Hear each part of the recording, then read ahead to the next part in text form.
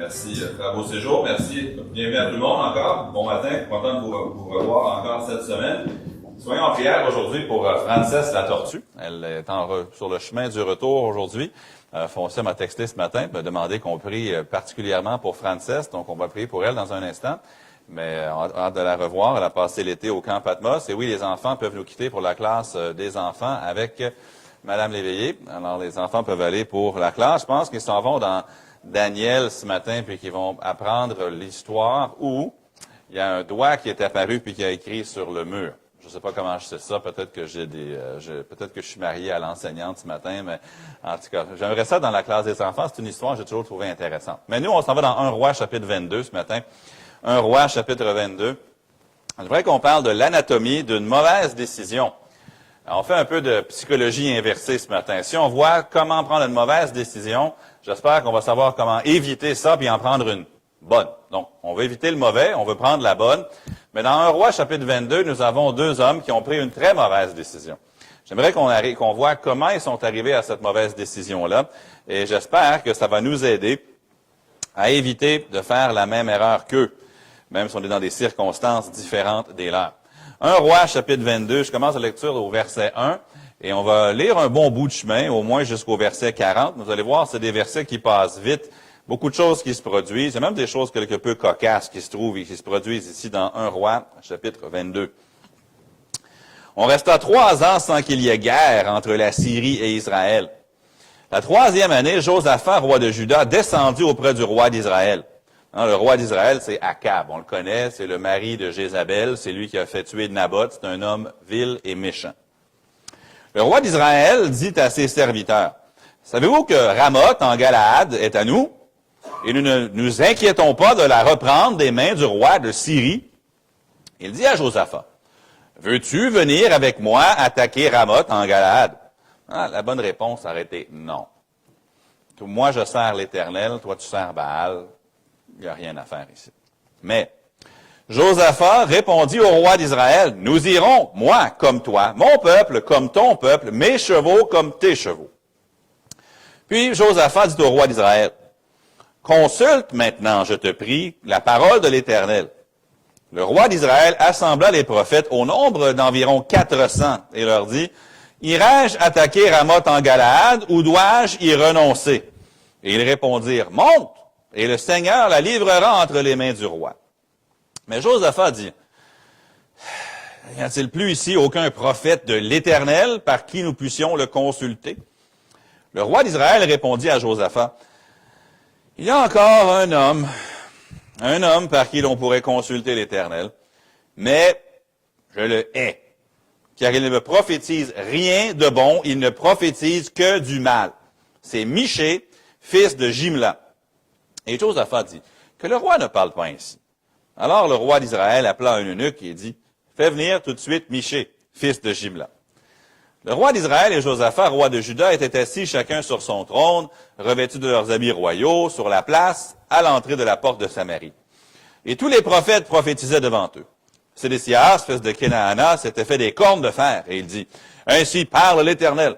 Avec ces cornes, tu frapperas les Syriens jusqu'à les détruire. » Et tous les prophètes prophétisaient de même en disant, « Monte à Ramoth en Galaad, tu auras du succès, et l'Éternel la livrera entre les mains du roi. » Le messager qui était allé appeler Michée lui parla ainsi.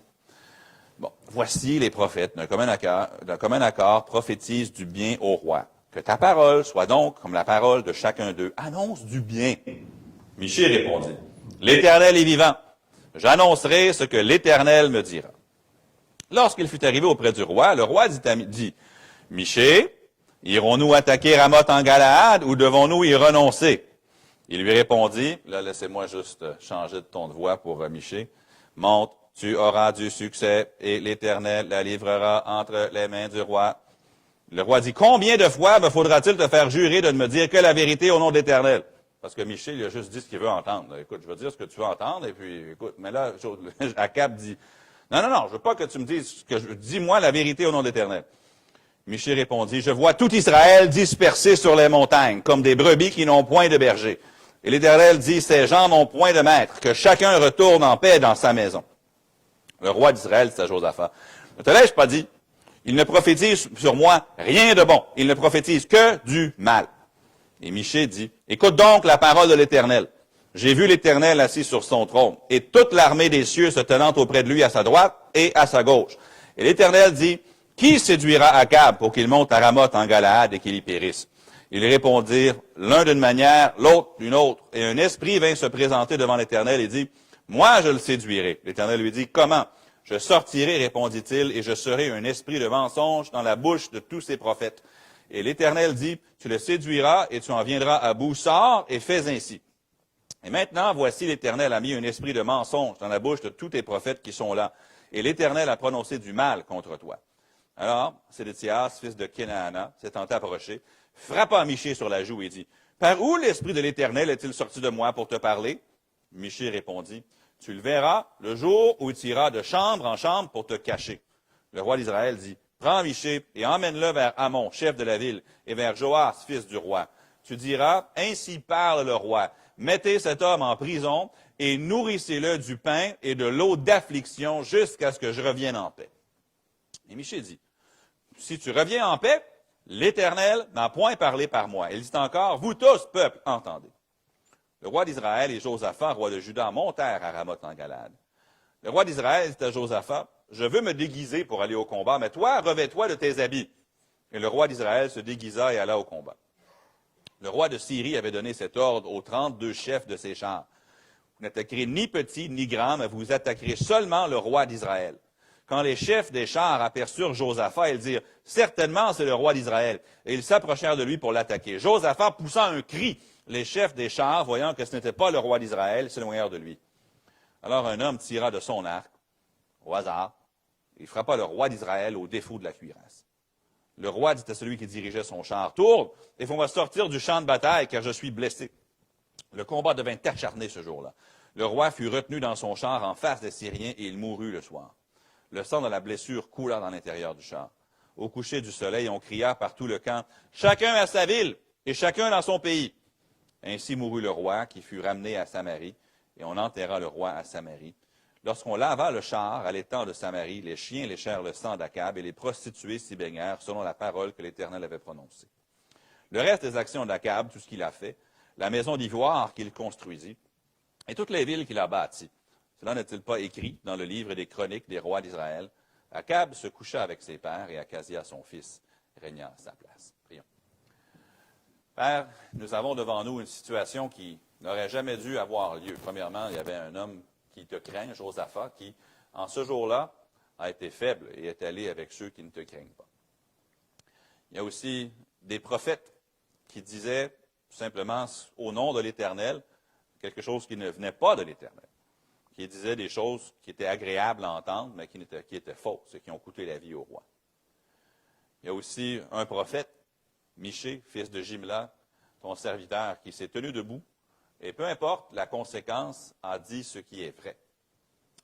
Il y a plusieurs leçons pour nous dans ce passage, alors je te demande que tu nous aides alors que nous examinons le comment de cette terrible décision qu'ils ont prise, que tu nous aides à non seulement à l'analyser, mais ensuite que le Saint-Esprit utilise ce passage et les vérités que le passage contient et ta parole en entier pour nous aider à réfléchir sur nos propres choix, nos propres décisions, et voir si nous faisons comme eux ou si, au contraire, nous prenons des décisions sur la base de la parole de l'Éternel. Quels que soient les besoins de chacun, de chacune, aide-nous, je prie, à être sensibles à l'Esprit, mais ensuite aussi, aide-nous à mettre en pratique ta parole, à ne pas être des auditeurs oublieux, à ne pas simplement regarder notre visage dans un miroir, le miroir de la parole, et ensuite oublier à quoi nous ressemblions, mais aide-nous à la mettre en pratique, non seulement pour notre bien, mais avant toute chose aussi pour ta gloire et ton plaisir dans nos vies. Je le prie dans le nom du Seigneur Jésus. Amen. Aujourd'hui, nous vivons dans une génération où il y a de plus en plus de décisions à prendre, mais en même temps, les gens n'aiment pas trop prendre des décisions. J'ai lu l'histoire d'une dame qui s'appelle Tess Brigham, qui est une psychothérapeute, et elle se spécialise dans les jeunes, ou la génération qu'on appelle les milléniaux. Et 90% de ses patients ont entre 23 et 38 ans. Et la plupart de ces autres patients, l'autre 10 c'est les parents de ces gens-là qui cherchent un peu de réconfort quand leurs jeunes prennent des mauvaises décisions. Puis dans les 5 dernières années de sa clinique, elle a remarqué qu'il y a un thème qui revient plus que tous les autres thèmes lorsqu'elle rencontre ses patients. Et ce sont des jeunes dans la vingtaine ou dans la trentaine qui viennent et qui disent « J'ai trop de choix à faire et je n'arrive pas à décider quoi faire. Qu'est-ce qui va arriver si je fais le mauvais choix? » Ils ont une panique face au choix. Choisir où aller étudier, choisir leur mari ou leur épouse, choisir la carrière, choisir ci, choisir ça.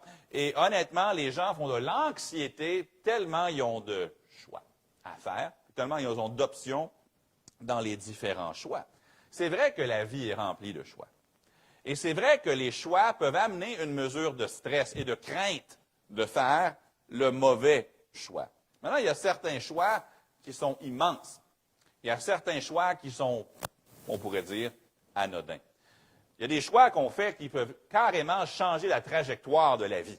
Le jour où Samson a choisi Delilah, sa vie a bifurqué.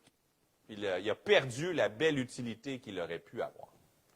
Le jour, il y a des fois, notre choix va retarder notre vie. Je pense à Moïse. Le jour où Moïse a décidé de tuer l'Égyptien, il y a un délai de 40 ans au moins qui a eu lieu avant qu'il ne devienne le chef de la nation d'Israël. Maintenant, je ne sais pas qu'est-ce qui aurait pu arriver. Je ne sais pas à quel âge Moïse aurait pu guider le peuple d'Égypte hors de là, mais je sais ceci. Le fait qu'il a tué l'Égyptien, qu'il a pris cette décision-là, ça a repoussé, ça a fait que pendant 40 ans, il était dans le désert avec des brebis. Parfois, on continue à avancer, mais à cause d'une décision, notre vie, elle est alourdie. Je pense à David. Quand David a fait le choix de coucher avec Bathsheba, il n'a pas perdu son trône. Les promesses de Dieu envers lui n'ont pas été annulées, mais sa vie est devenue beaucoup plus lourde. Il y a eu Absalom qui s'est rebellé. Il y a eu Amnon qui a fait ce qu'il a fait avec sa sœur. Plein de choses. Nos choix sont lourds parfois. Mais positivement, quand on fait le bon choix, quand on a la bonne sagesse, la bonne décision peut maximiser notre impact pour Christ. Quand j'étais à l'école biblique, on se faisait driller, en bon québécois, on se faisait rentrer, enfoncer cette citation dans la tête. Votre vie sera différente demain à cause des décisions que vous prenez aujourd'hui.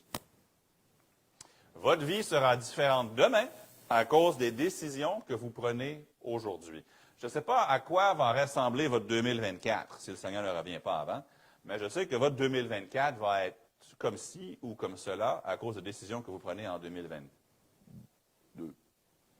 Le 2024 va être décidé par 2023. Les décisions qu'on prend aujourd'hui vont changer le futur, en bien ou en moins bien, en bien ou en mal, en lourd ou en léger, en agréable ou en désagréable.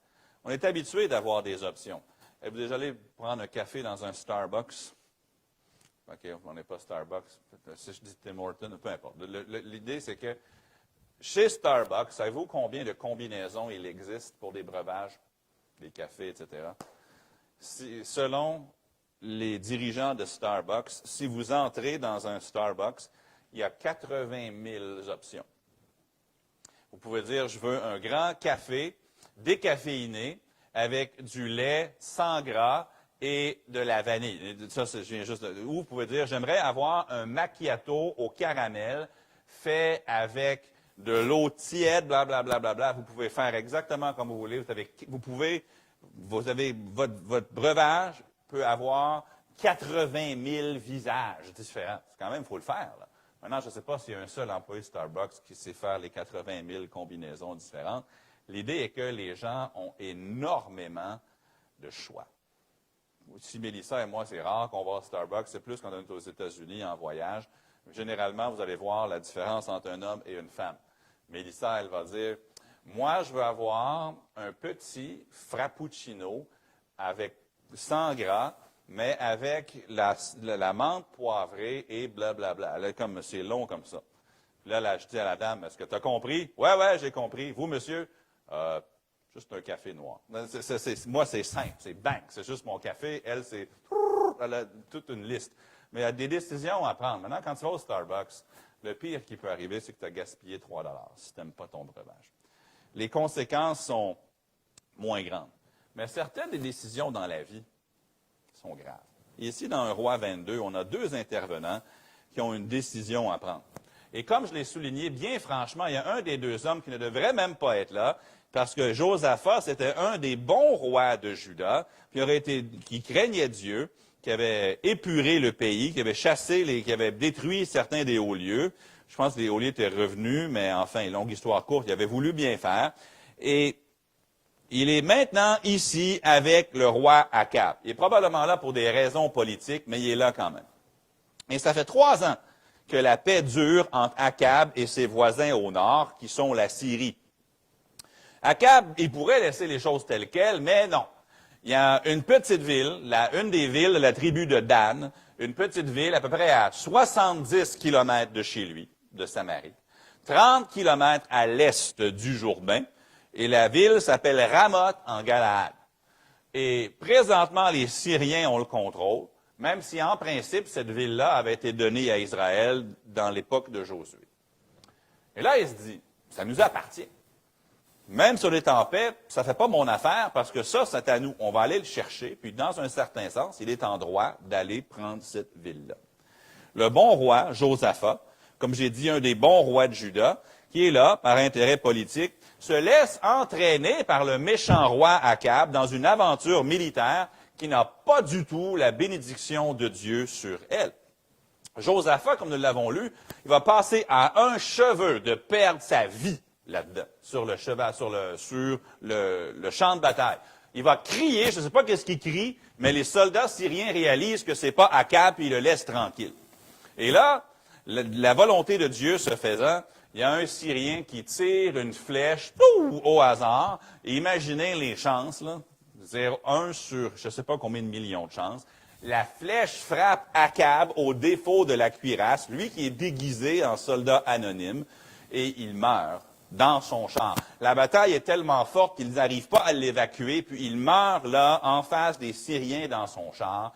Ils vont amener son char avec la dépouille dedans, laver le char, et une des prophéties de Dieu s'accomplit sur la mort d'Akab.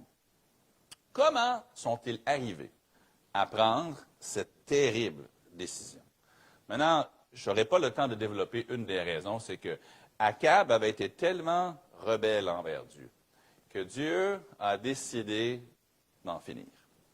Honnêtement, c'est comme Dieu l'endurcit. Dieu lui donne ce qu'il veut entendre pour confirmer le choix qu'Akab avait déjà fait dans sa vie. Mais on va utiliser ce récit ce matin pour apprendre une leçon assez importante. Je veux qu'on regarde comment ils ont pris cette mauvaise décision, puis j'aimerais qu'on demande à Dieu de nous aider à ne pas faire comme eux. Vous et moi, on n'a pas de Ramoth en Galaad à prendre, on a des décisions à prendre. Et quand on prend nos décisions, on veut se garder de faire ce qu'ils ont fait, surtout comme Akab. J'aimerais qu'on remarque ensemble, premièrement, ce matin, une séquence inversée dans les versets 4 à 6. Remarquez ce que ça dit.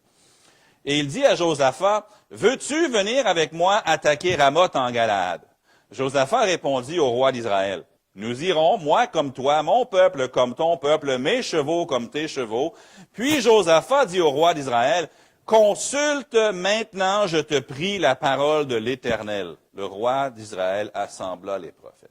Remarquez 2 mots au verset 5. Le mot « puis » et le mot « maintenant ». Ce qui arrive, c'est que Akab parle à Josaphat. Josaphat lui répond. Il dit, « Oui, je vais y aller avec toi. Mon peuple va être comme ton peuple, puis mes chevaux vont être comme tes chevaux. Signe ici, signe là, on serre la main. Oh, en passant, on devrait peut-être parler à Dieu. Trop tard. Tu t'es déjà engagé, Josaphat. Tu as déjà dit que ton peuple, c'est son peuple. Tu as déjà dit que ses chevaux sont comme ses chevaux. Puis, trop tard. Pour Josaphat, là, les 2 versets auraient dû être inversés. Josaphat aurait dû dire, écoute, Akab. Il n'aurait même pas dû être là, mais maintenant qu'il est là, il aurait dû dire, consultons avant, je te prie, la parole de l'Éternel. Mais ce n'est pas ce qu'il a fait. Il a inversé ça. Akab a parlé à Josaphat avant de parler à Dieu. Et Josaphat a répondu à Akab avant de parler à Dieu. Dieu, il veut nous donner la sagesse. Il ne veut pas toujours nous donner du secours quand on est déjà dans le trouble. Des fois, on prend Dieu comme un pompier. Vous savez, ici, on a une compagnie qui vient à toutes les années pour vérifier les extincteurs de feu. Chaque année, ils viennent, ils font l'inspection des extincteurs pour s'assurer que tout est en ordre. Honnêtement, j'aime mieux appeler ABP extincteur qu'appeler le 911, si j'ai le choix entre les deux. J'aime mieux prévenir que guérir. J'aime mieux avoir les outils pour éteindre un feu que d'éteindre un feu. J'aime mieux qu'on consulte l'Éternel en premier que de faire à notre tête, puis on va se dire, « Oh, Seigneur, j'ai fait une erreur, sors-moi des conséquences. » Maintenant, Dieu, dans sa grâce, est capable de faire ça.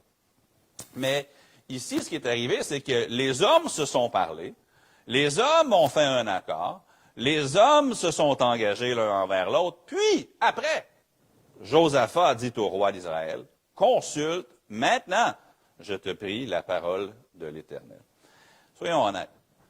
C'est peu probable qu'Akab voulait parler à Dieu du tout. Il veut juste faire plaisir à Josaphat. C'est juste à cause de Josaphat qu'ils ont invoqué l'Éternel du tout. Mais avant que l'Éternel ne soit consulté, beaucoup de conversations avaient déjà eu lieu. Une demande avait été faite. Une réponse avait déjà été fournie. Combien de fois avons-nous demandé de l'aide à des gens avant de parler à Dieu? Moi, je l'ai fait. Des fois, je demande de l'aide à quelqu'un, ou je demande un conseil à quelqu'un. Je me déplace, je vais magasiner quelque chose, je m'informe avant d'avoir parlé à Dieu. Savez-vous combien de décisions la personne moyenne prend dans une journée? Selon les recherchistes de l'Université Columbia, nous prenons en moyenne 70 décisions par jour. Sur une vie de 70 ans, ça fait 1 788 500 décisions. Et jusqu'à un certain point, l'accumulation de ces décisions-là devient votre vie. 1 788 500 décisions. Maintenant, je comprends, il y a des décisions là-dedans qui vont être assez petites. Est-ce que je vais acheter du riz blanc ou du riz brun? Ça peut avoir une incidence sur votre santé, peut-être, sur la nutrition, je comprends, mais ultimement, quelqu'un ne va pas dire « Mais il est mort de quoi? Ah, il mangeait du riz blanc. » C'est pas ça qui va faire ou qui va briser ta vie, nécessairement. Mais il y a certaines qui vont avoir plus lourdes de conséquences. Commençons plus petit. Quelle voiture est-ce que je vais acheter? Pensez-vous que l'achat de voiture A versus la voiture B peut affecter votre vie? Oui. Puis je ne parle pas seulement qu'elle tombe en panne. Si les paiements sont comparativement à ça, ou si, au contraire, encore, la mécanique n'est pas fiable sur celle-ci versus celle-là, ça peut avoir un impact sur votre vie. Je me souviens, moi, cette année, j'ai dû pas remplacer 4 pneus, j'ai dû remplacer 8 pneus, puis je ne l'ai pas vu venir du tout. Ça a fait affecter notre vie pendant un mois. En fait, ça a même modifié nos plans de vacances. Maintenant, je ne dis pas que si j'avais acheté une meilleure marque de pneus, mais honnêtement, je vais être franc avec vous. Quand j'ai acheté les fameux pneus que j'ai dû remplacer, est-ce que j'ai prié? Vous dites, c'est des pneus, comment? Non, je veux juste dire, mes plans de vacances 2022 ont été modifiés par la nécessité d'acheter 8 pneus quand je ne m'y attendais pas. Des fois, les petites choses que nous pensons sont anodines ne le sont pas du tout. Les petites choses deviennent rapidement des grandes. Quel logement, quelle maison vais-je choisir? C'est une grosse décision. Et parfois, on demande à un courtier, on demande à un conseiller, on demande à ci, on demande là. Mais quand parlons-nous à l'Éternel? Est-ce qu'on lui parle après que le processus est enclenché ou est-ce qu'on baigne ça dans la prière à l'avance? Dans quelle école vais-je aller? Dans quel domaine vais-je étudier? Qui vais-je marier? Grande décision. Grosse décision. Il y a un homme avec qui j'ai grandi. Il était pasteur jusqu'à tout récemment au Canada. Mais aujourd'hui, il ne l'est plus. Puis je vais vous donner l'histoire courte. Tu peux pas te marier pour aller dans le ministère, mais des fois, si tu veux être dans le ministère, si tu maries quelqu'un qui n'est pas engagé envers Christ, ça t'empêche. Il y a plusieurs raisons pourquoi je suis ici devant vous ce matin. Et il y en a la grâce de Dieu, la miséricorde de Dieu, mais c'est aussi à cause de qui j'ai marié. Si j'avais marié quelqu'un qui n'était pas engagé envers le Seigneur, je ne pourrais pas être pasteur. Tu peux marier la mauvaise personne, ça t'empêche de faire la volonté de Dieu pour ta vie. Et il y a tellement de décisions lourdes de conséquences, mais ici, ils avaient une grosse décision à prendre, puis ils ont inversé. Ils ont parlé, ils se sont entendus, puis après, il y en a un des deux qui dit « Hey, oh, en passant, est-ce qu'on ne pourrait pas invoquer l'Éternel? » Trop tard. Trop tard. Dans les 1,8 million de décisions que nous avons à prendre, il y en a plusieurs qui sont suffisamment graves pour altérer le cours même de votre vie. D'autres sont assez graves pour faire reculer, un peu comme jouer à serpent à échelle. Tu arrives en haut, puis là, oups, tu pognes la glissade, tu retournes au début. Des fois, dans la vie, nos décisions nous font faire ça. D'autres décisions nous font souffrir, nous frustrent ou peuvent nous distraire. Dans le psaume 111, le verset 10, verset qu'on connaît bien, « La crainte de l'Éternel est le commencement. » Ça ne dit pas « la crainte de l'Éternel est le point d'exclamation de la sagesse. » Ça ne dit pas « écoute, fais tout ce que tu penses est sage, puis à la fin, Dieu va arriver, là, puis la crainte de l'Éternel, ça va comme être le point d'exclamation à la fin qui te confirme que tu fais la bonne chose que toi, tu as déjà pensé. » Non. Il ne dit pas que c'est le sceau de la sagesse. Il dit que c'est le commencement de la sagesse. Commence avec la crainte de l'Éternel. Maintenant, c'est sûr que le verset nous enseigne que si on craint l'Éternel, la sagesse vient de la crainte de l'Éternel, mais aussi, si vraiment tu veux prendre des bonnes décisions, commence avec lui. Commence avec l'Éternel. Tous ceux qui l'observent ont une raison saine. Sa gloire subsiste à jamais. C'est le commencement de la sagesse. Et Josaphat, en ce jour-là, Akab, honnêtement, il n'y a pas grand espoir pour lui, mais au moins Josaphat aurait dû commencer avec l'Éternel. Laissez-moi le mettre dans ces termes-ci. Si tu t'intéresses à la vie de qui que ce soit, plus que tu ne t'intéresses à la vie de Dieu, tu feras fausse route. Si tu t'intéresses à la vie de qui que ce soit, plus que tu ne t'intéresses à la vie de Dieu, tu feras dans la vie fausse route. Quand on prend une grande décision, j'en discute avec ma femme. Elle en discute avec moi. Mais mon opinion ne devrait pas avoir autant de poids pour elle que l'opinion de Dieu. Mélissa est une fille avec beaucoup de sagesse et beaucoup de prudence, énormément de qualité, mais son opinion est très importante à mes yeux, mais pas autant que l'opinion de l'Éternel. Maintenant, gloire à Dieu, c'est plutôt rare que les deux sont contraires. Généralement, ça va de pair. Mais honnêtement, pour Akab, il n'y avait pas vraiment d'espoir d'être sage. Ce n'était pas un roi qui craignait l'Éternel. Juste quelques chapitres auparavant, il y a eu cette confrontation entre Élie et les prophètes de Baal.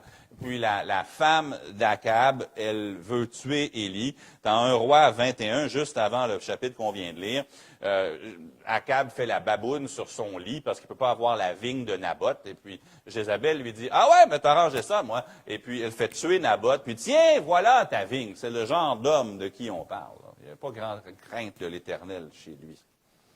Mais pour Josaphat, les versets 4 et 5 auraient dû être inversés. Qu'en est-il de nous? C'est quoi notre ordre quand on a une décision à prendre? De quel genre de décision? À peu près n'importe quoi. Parce que, comme je vous dis, il y a des décisions qui nous semblent petites, mais qui peuvent avoir des conséquences. Il y a des choses qui peuvent nous ralentir, des choses qui peuvent nous dévier, des choses qui peuvent nous détruire. Mais est-ce que nous parlons au Seigneur en premier? Ou est-ce que c'est après? Seigneur, écoute, j'ai déjà fait ces plans-là, l'inscription est faite, l'achat est fait, la commande est passée. Juste savoir qu'est-ce que tu en penses. Si Josaphat avait simplement pris le temps de consulter l'Éternel en premier, il ne se serait jamais embarqué dans cette aventure-là. Mais maintenant, Josaphat a donné sa parole, il s'est engagé.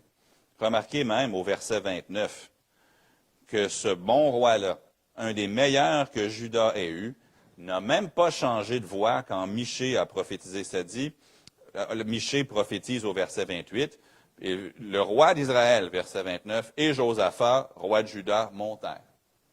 Des fois, tu es tellement engagé là, que même quand tu réalises que Dieu est contre, tu ne peux plus changer d'idée. Tu es cuit, tu es pris. C'est ce qui est arrivé avec Josaphat ici. Il s'est engagé. Là, après ça, il y a eu la mauvaise nouvelle que l'Éternel dit n'y va pas, mais trop tard. J'y vais pareil parce que je Je me suis engagé. Je suis trop tard, le contrat est signé. Que veux-tu?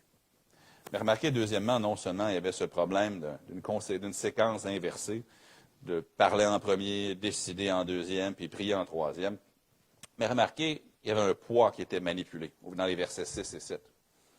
Le roi d'Israël assembla les prophètes, et remarquez, au nombre d'environ 400, et leur dit, « Irai-je attaquer Ramoth en Galaad, ou dois-je y renoncer? » Et ils répondirent, « Monte, et le Seigneur la livrera entre tes mains. » Mais, Josaphat dit, « N'y a-t-il plus ici aucun prophète de l'Éternel par qui nous puissions le consulter? » Il y a un poids qui a été manipulé ici.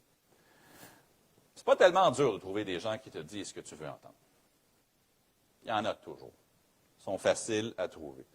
Et pour justifier son choix, pour justifier son attaque, Akab a fait venir des prophètes. Pas un, pas deux, il en fait venir 400. Imaginez-vous la scène. Vous avez les deux rois sont assis à la porte de Samarie. Puis là, tu as 400 pasteurs qui crient. Okay, ultimement, c'est ça qui arrive. Tu as 400 prophètes qui prophétisent. Imaginez la cacophonie. Il y en a un qui s'approche, puis « Je te dis, monte! » Puis là, je le vois reculer dans la foule, puis un autre qui prend sa place. Puis là, tu as Sédécias qui arrive avec ses deux cornes qu'il a faites. Là. Ça, c'est Akab, puis ça, c'est Josaphat. Puis ensemble, vous allez briser la Syrie. Puis là, c'est tout ce brouhaha de prophètes qui sont en train de dire d'y aller.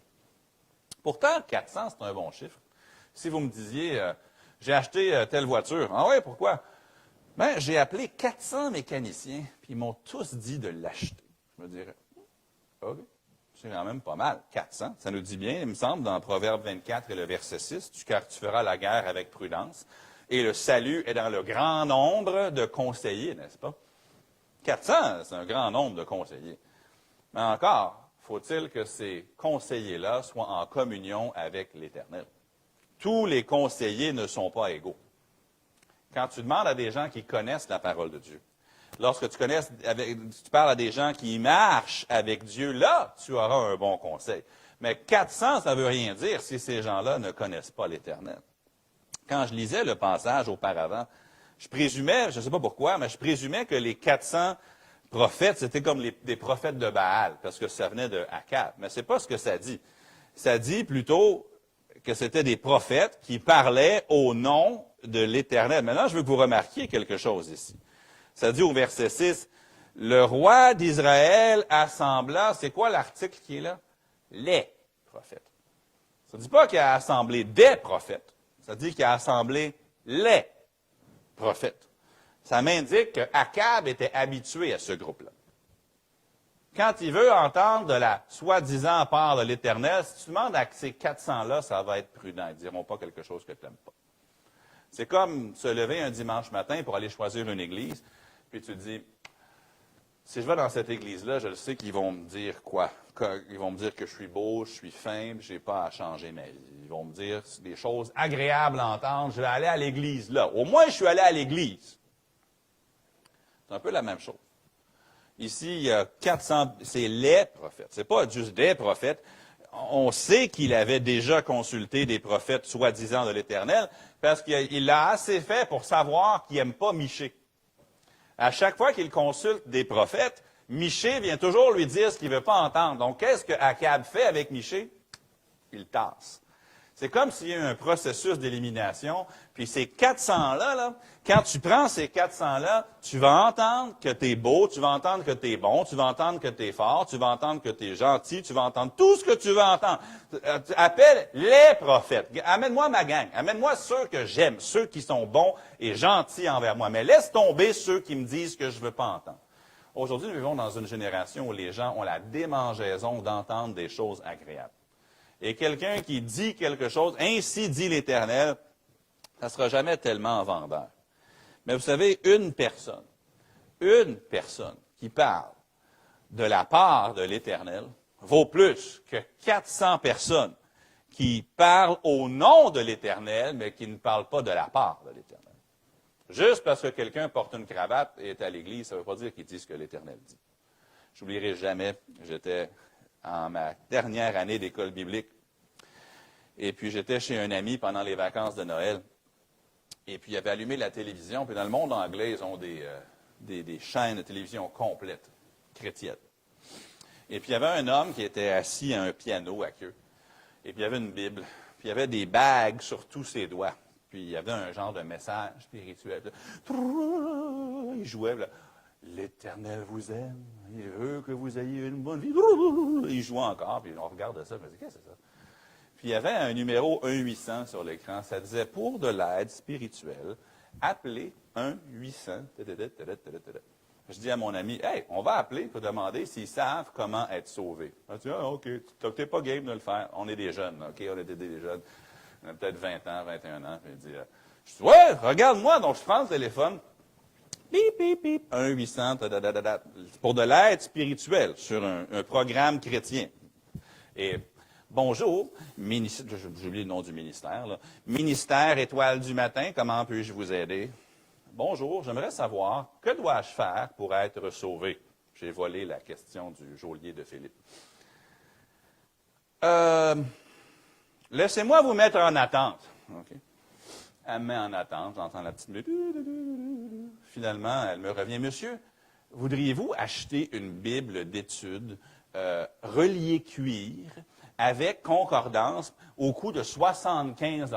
Je dis, madame, est-ce que je pourrais parler à votre superviseur?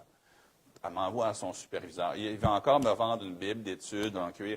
Je dis, monsieur, tout ce que je veux savoir, c'est que dois-je faire pour être... Longue histoire courte, ils n'ont jamais pu me le dire.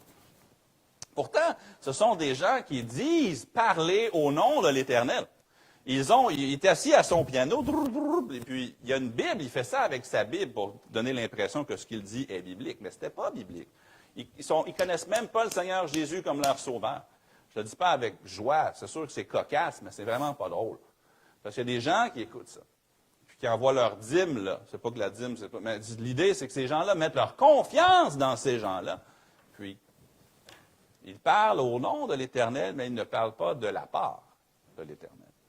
Puis la Bible ne nous dit pas le comment ni pourquoi, mais quand les 400 ici ont prophétisé, Josaphat savait qu'il était en train de se faire servir une salade avec beaucoup de vinaigrette dessus. Je ne sais pas comment il l'a su, mais aussitôt que les 400 ont prophétisé, il se tourne vers Akab et il dit, « N'y a-t-il pas un prophète ici par lequel nous puissions consulter l'Éternel? » Je ne sais pas comment il l'a su, le texte ne le dit pas, mais aussitôt que les 400 ont dit, Josaphat s'est dit, « Non, ça c'est pas comme les prophètes de l'Éternel que j'ai dans le royaume de Juda. Il y a quelque chose qui ne marche pas ici. » Il dit, peux-tu en avoir un qui parle de la part de l'Éternel? Puis l'autre lui répond, moi, il y en a un, mais je ne l'aime pas, parce qu'il me dit jamais rien de bon. Ce que je veux qu'on remarque, par exemple, c'est que la discussion humaine a déjà eu lieu. Là. Ils ont déjà fait leur projet. La décision d'aller, à toute fin pratique, elle est déjà prise. Il reste donc qu'à trouver assez de voix de gens qui disent que c'est la bonne décision. C'est tout ce qui reste. On a pris notre décision. Non, on a eu nos discussions. On a pris notre décision. Trouvons quelqu'un qui dit parler de la part de l'Éternel, qui peut étamper ça et nous dire que c'est ce que Dieu veut. On en a trouvé 400. Une des choses, personnellement, qui me déçoit le plus, c'est quand on vient me demander mon conseil quand la décision est déjà prise. Ça m'est déjà arrivé, quelqu'un est venu vous demander votre conseil, puis dans la conversation, vous voyez que la décision elle est déjà prise. Il y avait une fois, plusieurs années de ça, une famille qui est venue me voir, puis il m'avait demandé mon avis sur un projet de vie qu'ils avaient. Ça allait exiger de quitter la province où j'étais à l'époque, déménager très loin, fallait faire ci, il y avait tout ça, puis ils m'ont invité chez eux pour prier avec eux là-dessus, puis me demander ce que j'en pensais. Puis là, c'est devenu très inconfortable, parce que moi, je pensais que ce n'était pas une bonne idée. Puis je leur ai dit que je trouvais que c'était précipité, je ne pensais pas que c'était une bonne idée. Puis finalement, je voyais que le mari et la femme se regardaient l'un l'autre avec beaucoup d'inconfort. Puis finalement, le mari a dit, c'est parce qu'on part dans 30 jours. Finalement, je leur ai dit, alors, pourquoi on parle? La décision est déjà prise, alors j'ai dit, on va prier. Puis j'ai seulement dit, Seigneur, je te vraiment entre tes mains. Je te demande de les garder. Pourquoi parler? Pourquoi prier? La décision est prise. Le billet d'avion est acheté. Je ne viens pas me demander mon conseil, c'est déjà fait. Il y avait un homme qui partait à une entreprise une fois, qui me montrait des photos du commerce qu'il allait louer, puis le camion qu'il allait acheter, puis le nom de l'entreprise, puis qu'est-ce que tu en penses, pasteur, qu'est-ce que tu en penses? Puis là, ben, j'ai dit, je trouve c'est risqué, es-tu vraiment sûr que ça va marcher, on peut prier ensemble? Puis il me dit, ouais, mais c'est parce que le camion, j'ai déjà acheté, puis j'ai déjà signé les papiers. J'ai dit, mais pourquoi tu m'en parles alors si c'est déjà fait? Fais juste me l'annoncer, il ne pas me demander. Moi. Mais dans les deux cas, ils espéraient juste que j'allais dire, oui, va. Au nom de l'Éternel. Il ne voulait pas, du conseil, il voulait juste une approbation. Il voulait un sceau. Il y a un verset que Jésus donne dans Matthieu 7, que le langage semble particulièrement fort. Mais dans Matthieu 7, le verset 6, Jésus dit, « Ne donnez pas les choses saintes aux chiens, et ne jetez pas vos perles devant les pourceaux, de peur que ne les foule aux pieds, ne se retournent et ne vous déchirent. » C'est un verset qui nous parle de ne pas donner des avertissements ou des conseils spirituels à ceux qui ne sont pas intéressés. Ceux qui ne vont pas apprécier la sagesse de Dieu, quand tu cherches à leur donner la sagesse de Dieu, ça va juste se tourner contre toi. C'est ce que Jésus est en train d'enseigner dans ce passage-là.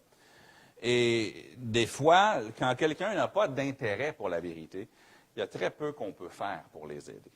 Mais souvent, les gens qui n'ont pas d'égard pour la vérité, mais vont venir vous voir ou venir demander conseil, c'est vraiment pas parce qu'ils veulent avoir un conseil. Ils espèrent juste trouver comme les 400 prophètes, quelqu'un qui va leur dire de faire exactement ce qu'ils ont déjà dans le cœur.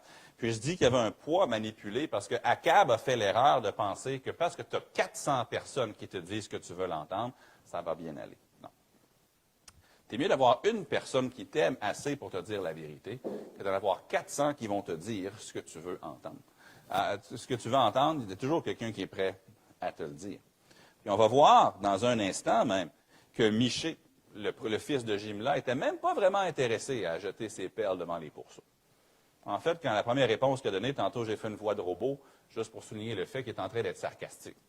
Il fait juste, je vais te dire ce que tu veux entendre. Non, je veux que tu me dises la part de l'Éternel. Mais pensez-y.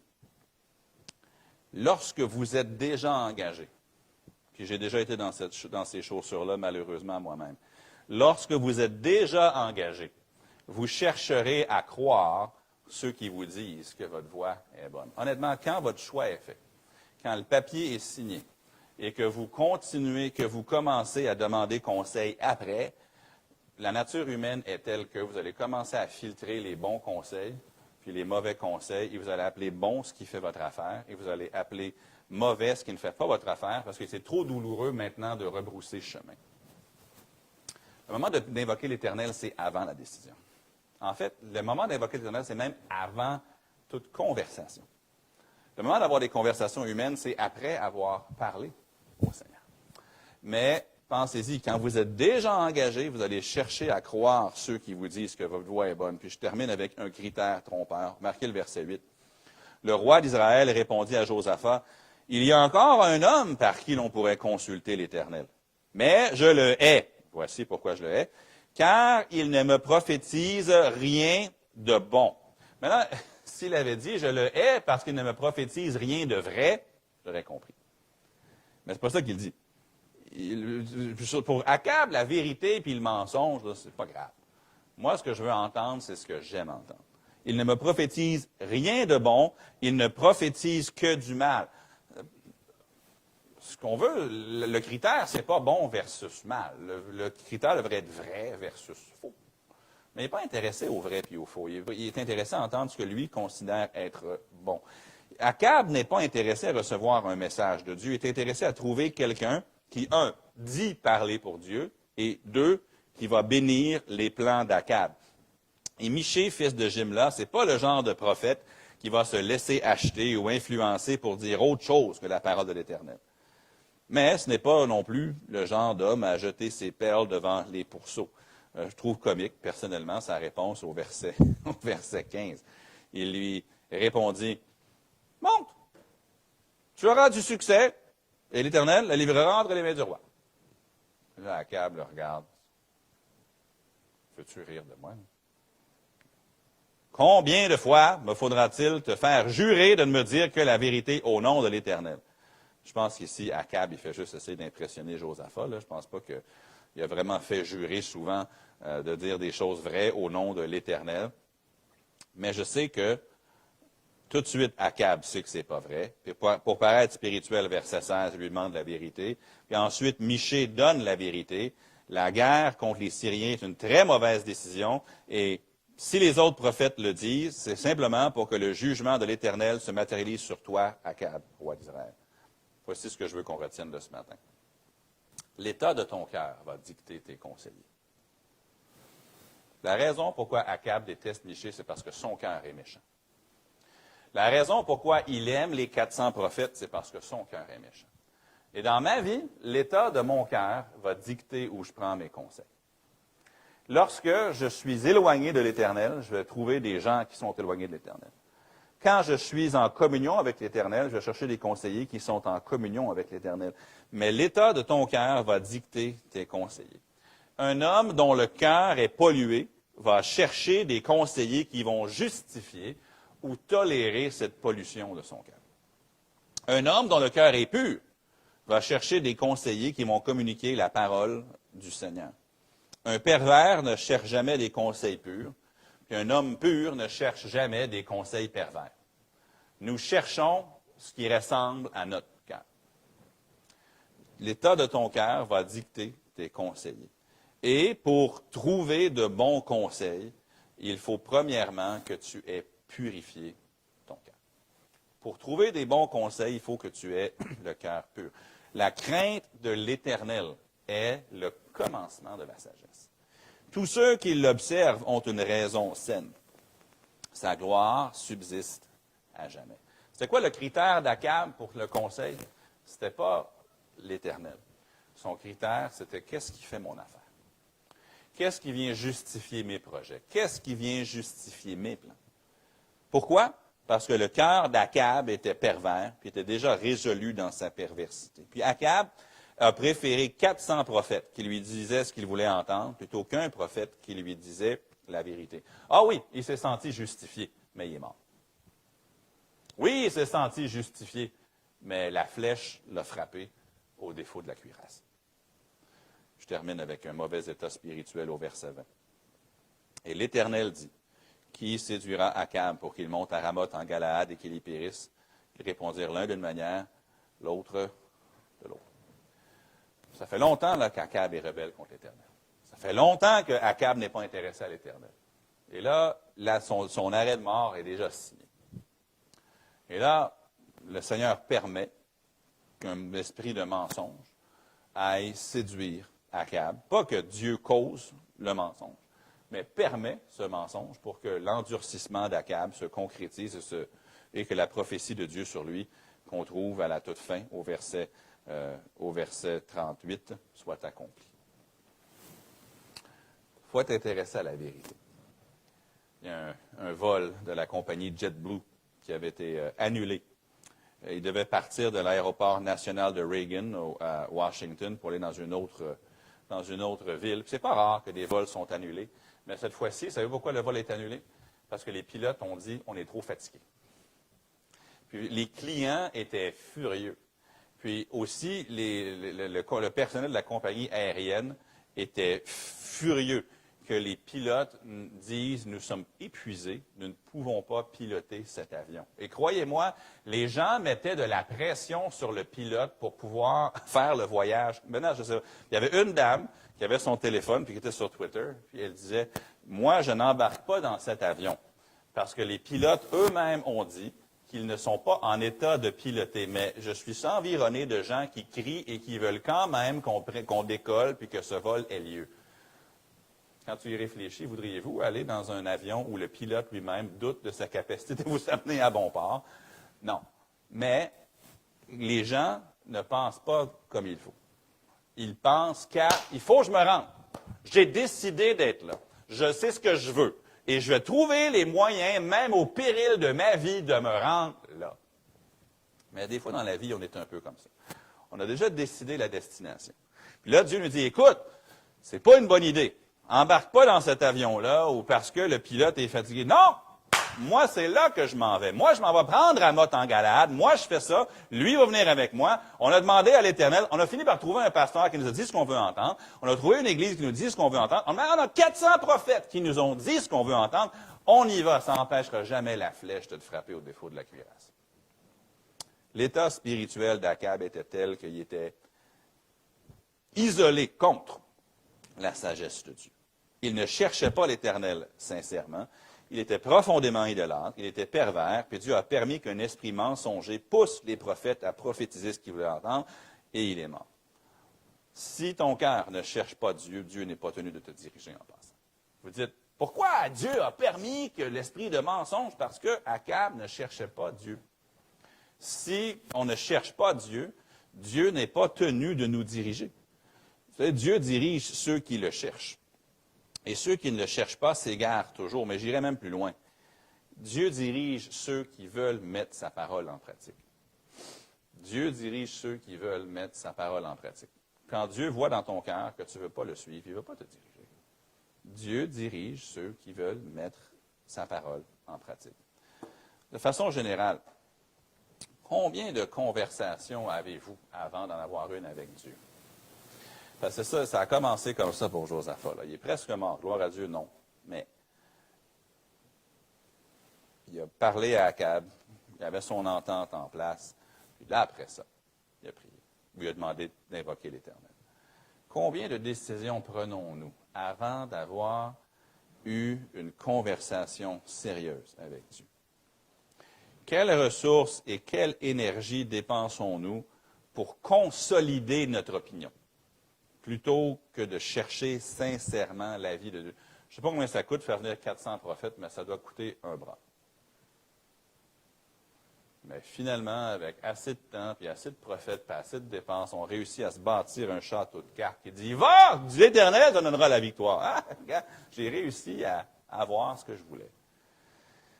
Quelle est notre attitude aussi envers ceux qui nous disent ce que nous ne voulons pas entendre, mais qui appuient ce qu'ils disent sur la parole de Dieu? Je vais être honnête, ce n'est pas toujours facile de se faire dire ce qu'on ne veut pas entendre. Ce n'est pas toujours agréable de se faire dire que notre projet est mauvais et pas sage. Ce n'est pas toujours agréable que quelqu'un s'oppose à nos plans. Mais si la personne est sincère, aime l'Éternel et parle avec la parole de Dieu, on doit écouter. C'est là que la sagesse se trouve dans un grand nombre de conseillers. Un grand nombre de conseillers qui disent ce que tu veux entendre, ça n'a aucune valeur. La Bible nous dit, les blessures d'un ami prouvent sa fidélité. Mais les baisers d'un ennemi sont trompeurs. Des fois, tu es mieux de te faire blesser par ceux qui t'aiment, mais qui vont te dire, ainsi dit l'Éternel, que de te faire embrasser par ceux qui vont juste te dire, allez, va, l'Éternel te donnera la victoire. Puis comment est-ce que ce passage-là peut et devrait influencer votre et le mien, mais nos processus de décision? Vous allez prendre 70 décisions aujourd'hui.